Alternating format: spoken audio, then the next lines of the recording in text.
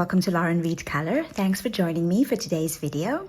So I thought I would share with you how I use one of my absolute favorite mediums in adult coloring books, and that is the Derwent Inktense. I just want to start with a quick disclaimer. I am not an expert. I am not a professional artist. I'm only using these pencils and pans for fun. If you're interested in learning how to use them in a more expert way as an artist, there are some fabulous YouTube channels out there that provide wonderful tutorials and information. So before we get going, I thought I would first give a short explanation of exactly what Derwent Inktense are. Derwent Inktense are a highly pigmented, water-soluble medium that come in the form of pencils, like this one. They also come in the form of paint pans, like this. And they come in the form of blocks. I don't actually have any blocks to show you, but I will put up a picture on the side so you can see what I'm referring to. Anyway, you lay them down dry and then you activate them with water. And once you do that, you get a very vibrant ink-like appearance. They also dry permanent, which means that you can layer a pencil, acrylic paint, gel pen on top. You can also lighten it up with a cloth while it's still wet. So if you layer it and then you activate and you want a slightly lighter appearance, you can blot it with some paper towel and it will become lighter. But once it is dry, you cannot reactivate it. You can use it on lots of different surfaces. You can use it on paper, on wood, on fabric, but I use them, as I said, in coloring books. Let me show you a couple of examples. Here are some examples of coloring books that I've used Derwent Inktense in. The first one is Creative Haven Owls by Marjorie Sarnat, and the page that I used Inktense on is this one.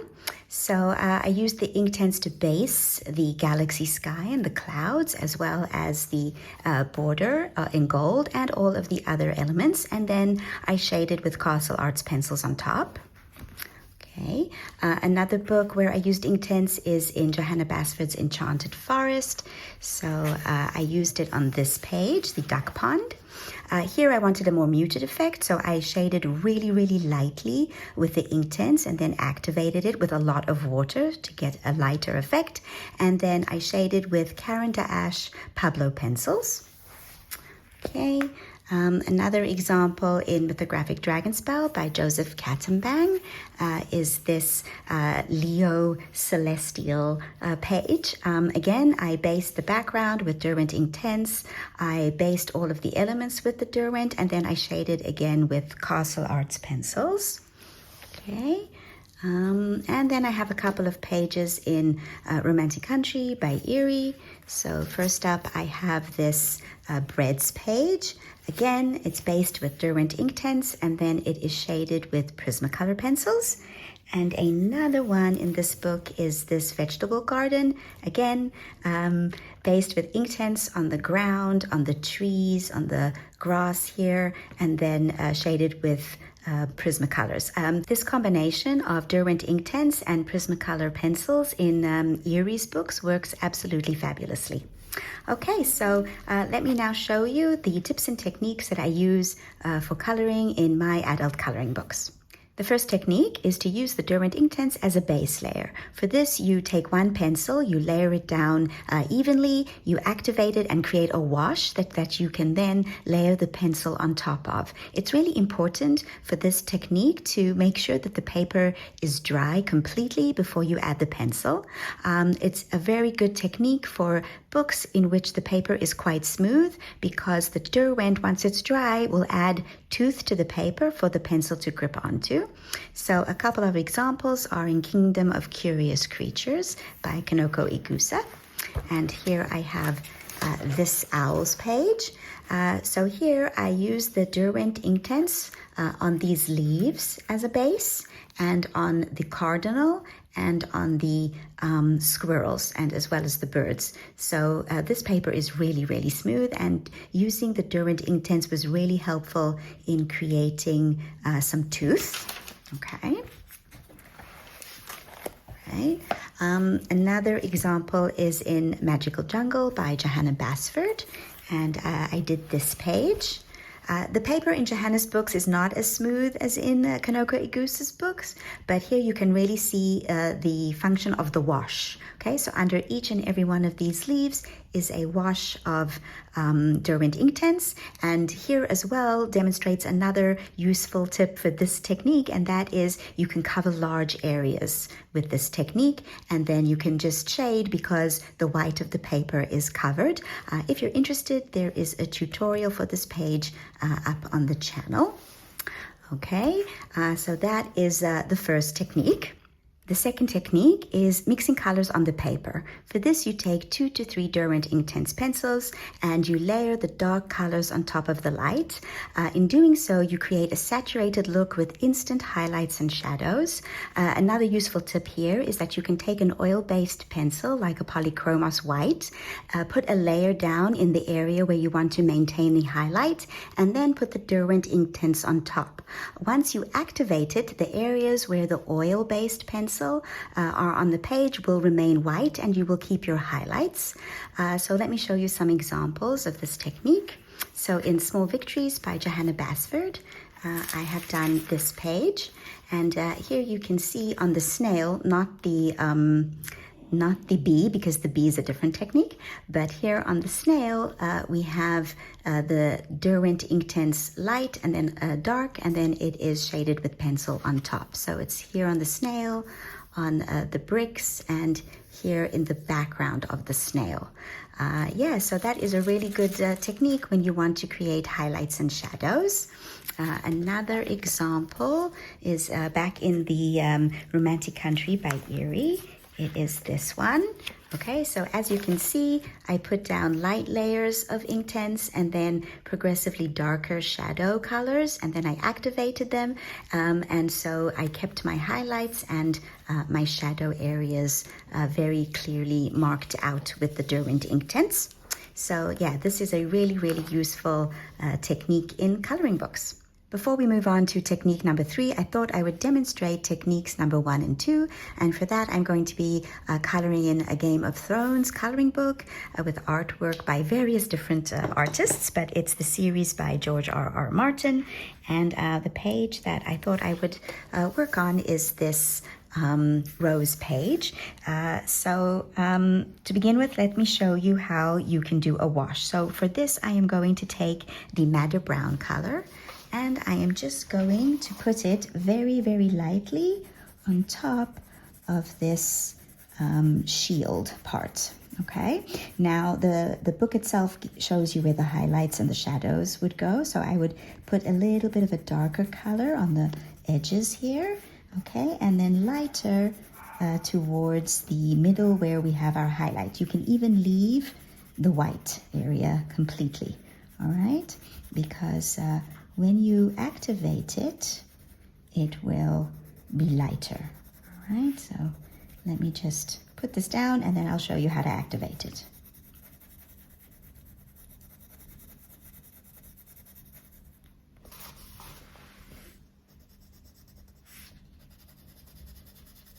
Okay,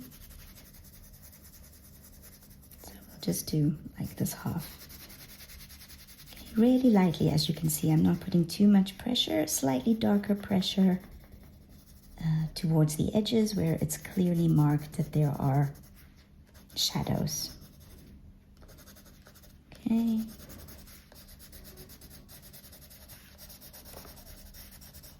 All right. Then I usually use a water brush. Okay. And I go from light to dark. Right. Okay, I also, very often use a towel to dab on. Okay, so as you can see, it's really light over there in the light areas where I left white, and then just a bit of the pigment into the white area. And it creates a nice wash. Okay, so yeah, you just do that over the entire page. Now, as you can see, you can sometimes get streakiness, and that's fine because when you work with layers and you work with pencils, a lot of the time that streakiness gets taken away. Okay, now you want to wait for the page to dry completely before adding any additional layers of either Inktense or pencil. All right, now let me show you the mixing colors technique. All right, so for this I'm going to use two other colors. I don't know if I mentioned it, that color was Madder Brown. And now I'm going to be using Carmine Pink and Shiraz. All right, and again I put down first, let's, how are we gonna do this? Let's do the bit in the middle I want to be yellow. Let's do this bit, okay? So here I put down the light color first, and towards the edges where I want there to be a highlight, I use a really light hand. And as I said before, you can even use an oil-based pencil. Let me get a Polychromos pencil and show you what I mean with that. Okay, so I have Polychromos white, and since I want my highlight here on the end, I can put down the layer of Polychromos. Okay, then I can layer the Inktense.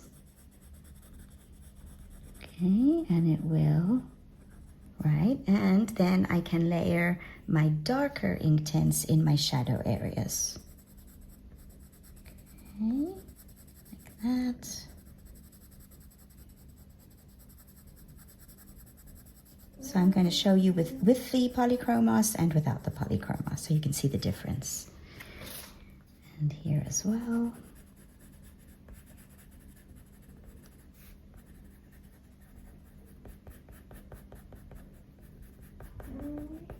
Okay, and then I take my water brush, and again I go from light to dark.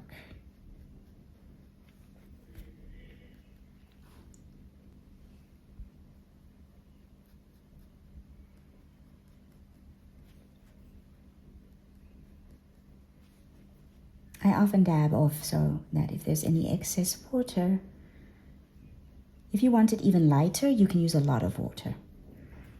All right, and here you can see how the Polychromos has created a barrier, sort of. Yes, it's maintained the highlight. Okay, so that is when you are mixing the two colors on the page. The third technique is using a palette or watercolor paper as a palette. So this is the Caran palette, and it has a rough side and it has a smooth side. So for this, you use the rough side. You take the Derwent Inktense, you rub it onto the palette, then, using a water brush, you apply it to the page. This has two useful effects. First of all, you can put a wash in small areas.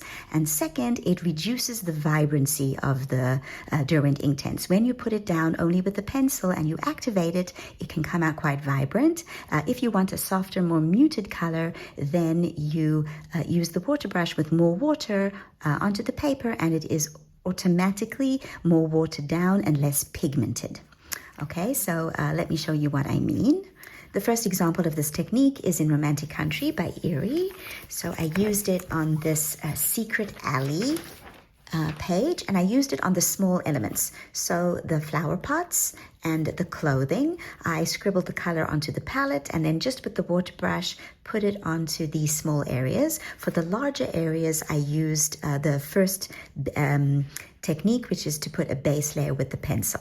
Okay, so that shows you the difference between using it on a larger area and then on a smaller area. Okay, another example, one moment, is in Twilight Garden by Maria Trolle, and I used that technique on this page for the flowers. Okay, so the flowers are based with Derwent Inktense when I scribbled onto the palette, but the rest of it is based with the first method, all right, especially the background, which I will explain how I did that in a few moments because that's a different technique. Okay, so let's move on to technique number 4. The next technique is called glazing. This is when you add another layer of Inktense in either the same color or in a different color on top of a layer that has already dried. This helps to build up the color. It's very important that the bottom layer be completely dry before you add another layer on top. So let me demonstrate the two techniques that I've just talked about. The first one is using the palette. So 1 second. All right, so let me show you. So again, I scribbled some of the Inktense onto the paper, right? And now I am putting it onto the paper. So you can see it is much lighter than when I just put it down with the pencil, okay? And let me show you the glazing technique. So 1 moment, I have to make sure I'm getting my correct color. Okay, so this part is completely dry and I want to glaze this area so that I can build up color, okay? Now I don't want it to be over the light areas, so I just put it in my darker areas, right? And it builds up the color. There we go. Okay. Deepening up shadows with this. Okay.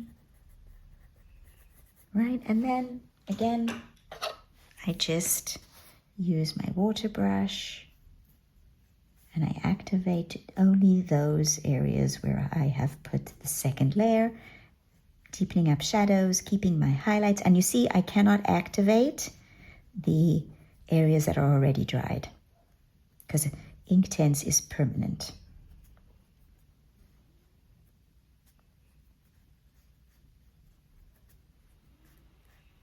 Okay. Yeah, so that is the fourth technique, which is called glazing. And you can do this over and over and over again for how many layers that you want. Just make sure the layers in between are completely dry. The next technique is to use the Derwent Inktense as a pencil and to draw in lines on the page. So for example, here in this page, we have a base layer using the first method. Once it was completely dry, I took the Derwent Inktense as a pencil and drew in the rock shapes, okay? Then I activated only those lines, right? So that created this textured background to make the appearance of a rock wall.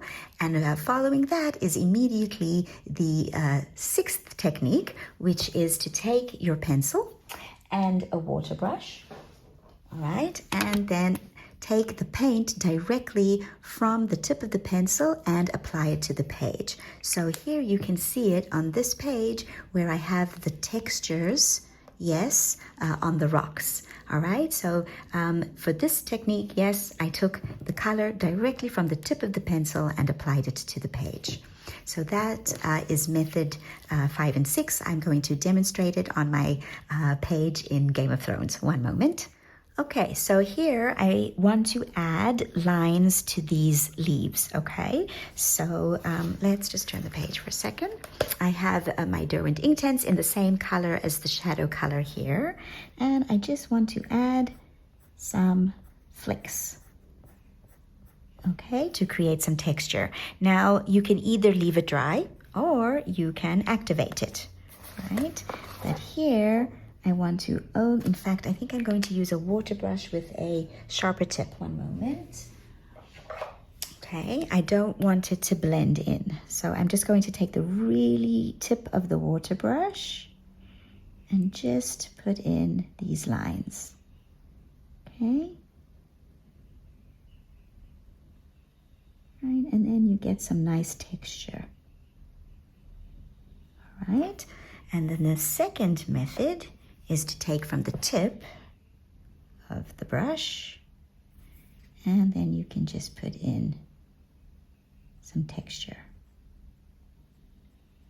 Okay.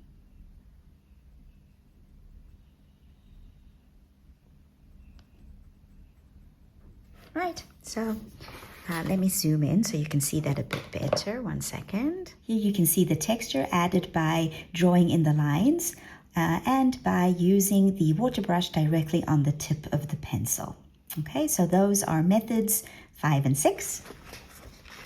Another method for using the Derwent Inktense is to use them dry like a regular pencil. So as you saw earlier, I used them to put in strokes and then I activated them, but I could have left them dry and unactivated like a regular pencil. This is also useful if you have put down a layer of Inktense but cannot find a matching color for shading in your full pencil set. So you can use the same shade in the Derwent Inktense to shade that area like a regular pencil. So that is also a very useful use of Derwent Inktense.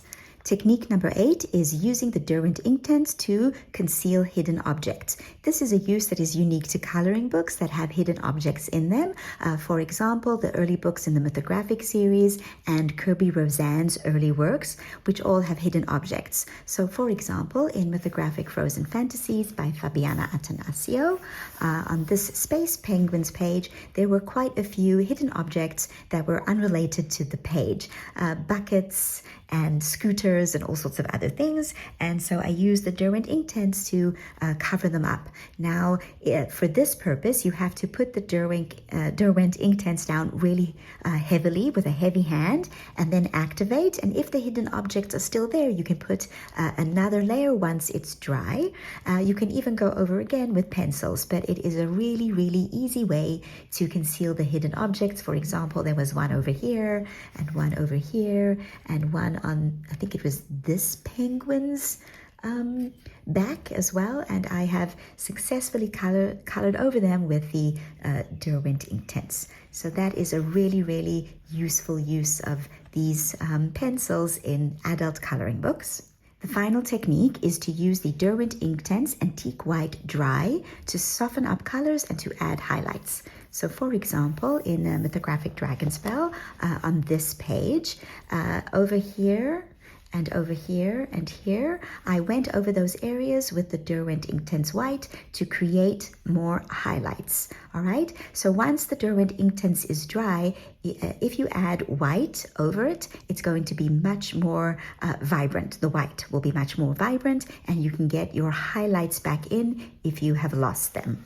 Okay, so that is a really useful use of the Derwent Inktense White. I've never used it activated because I haven't yet found a reason to do that, but it's something that I actually have to test out, see if I can use it activated as well. Right, so those are all the uses of the Derwent Inktense that I have in my arsenal for adult coloring books.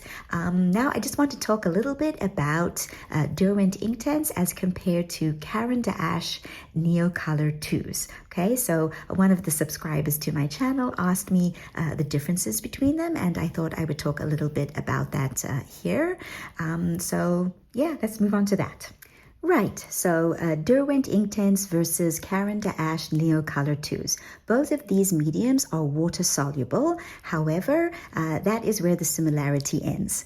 The Derwent Inktense are ink. In other words, when you activate them and they dry, they're going to be permanent and you cannot reactivate them. In contrast, the Neocolor IIs are sort of like watercolor. You lay it down, you activate it, you let it dry, and if you put water on it again, you're going to be able to move the pigment around again. It's not going to dry permanent. Nevertheless, quite a few of the techniques that I've just explained with regard to the Derwent Inktense can also be applied to the Neocolor IIs. You can use it as a wash. You can use it using the water brush on the tip. You can mix the colors together and blend them. You can use the Caran White to add highlights and to soften colors. So quite a few of those techniques are also applicable to the Neocolor IIs.